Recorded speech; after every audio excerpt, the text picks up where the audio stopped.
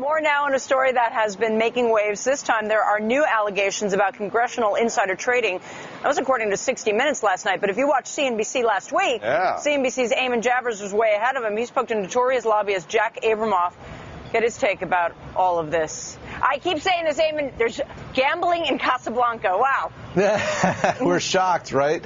Well, look, this 60 Minutes story has been a lot of talk here in Washington today. And just today, House Majority Leader Eric Cantor said to reporters that he would favor increased disclosure of members' stock market trading. But he didn't quite embrace the Stock Act. That's that proposed law that would make it illegal for members to engage in insider trading. And as you know, I sat down with the notorious lobbyist Jack Abramoff last week. He told me that as many as a dozen members of Congress he had personally seen engaging in insider trading. They came to his restaurant. They bragged about it to him, but he had a surprising reaction to that bragging. Take a listen. I shrugged my shoulders at it. I thought it was silly. I mean, somebody's telling me they're making a couple $1,000s, or telling me at that point even they're making $100,000. I was making far more money than they were, right. So I wasn't as impressed as perhaps they thought I'd be. And it didn't really, in those days, my calculus wasn't along the lines of, is this good for the country? Is this good for them? I really didn't care. Now, of course, guys, Abramoff says that he does care. He thinks that this kind of insider trading by members of Congress, buying and selling stock based on what they know Congress is about to do, is wrong, and there should be a law to pass it.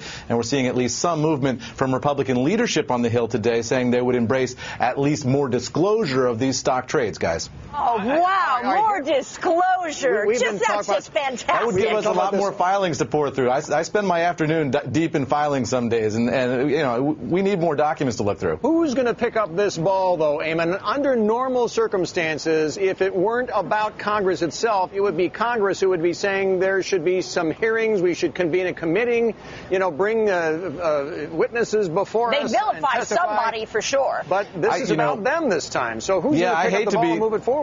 Yeah, I hate to be cynical about this, but we've seen that Congress is just terrible historically at regulating itself. I mean, the congressional ethics process is almost totally broken. They really can't investigate themselves in any coherent way that doesn't immediately become political. It's going to be very, very difficult. But there is this bill that gets introduced every year called the Stock Act, or Stop Trading on Congressional Knowledge Act.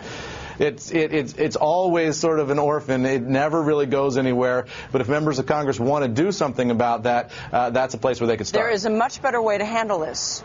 You reduce regulation. The reason you're taking the libertarian perspective, right? The reason they have power is because every time you increase the level of regulation, you can hand out chits, you have power, you can do all kinds of things.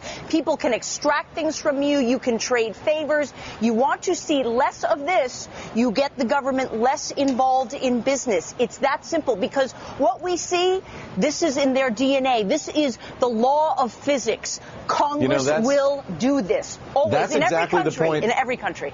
That's exactly the point that Jack Abramoff himself makes about this. You know, he was talking about his experience as a corrupt lobbyist. He said you wouldn't be able to have corrupt lobbyists if government wasn't doing so many things that we can then move in and corrupt. I mean, that's why the lobbying industry has been doing nothing but growing here in this town. And it's also why the political intelligence industry of folks who are trying to find out what Congress does and sell that information to the markets is also growing. Wait till the kids in Zuccotti Park hear about this. That's all. That's right. Thank you, Eamon.